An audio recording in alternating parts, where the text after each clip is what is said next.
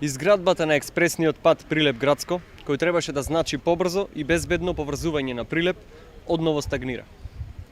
Причината за тоа е неспособноста на власта од СДСМ и министерството со кое раководи нашиот сограѓанин Горан Сугарески. Патот кој требаше да донесе залечување на економијата и стопанството во градот, исто така и со кој требаше да се спречат и сите несреќи на овој патен правец, иако беше планирано да биде изграден до крајот на 2019 година, сега се пролонгира дури до 2022. Власта на СДСМ и Министерството на Сугарески го раскинаа договорот со шпанската фирма Рубау и сега фирмата бара 100 милиони евра оштета за раскинатиот договор од државата. Замислете, 100 милиони евра оваа однародена влада може да даде како да се 100 денари.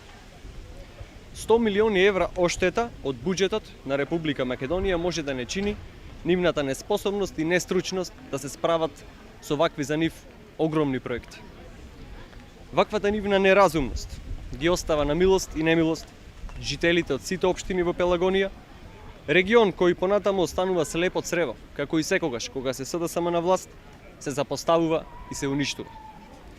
Прилеп останува одсечен град, без ниту едно капитално вложување, град каде што освен криминал, непотизам и корупција, ништо друго не се случува. Го прашуваме министерот Сугарески, кој по шпански скали заглави во шпански пенали, дали пеналите за шпанската фирма ќе ги плати од сопствениот џеп?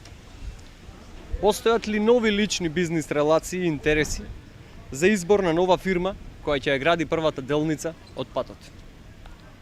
Со какво лице ќе излезете пред прилепчани ќе ја барате нивната доверба на идните парламентарни избори?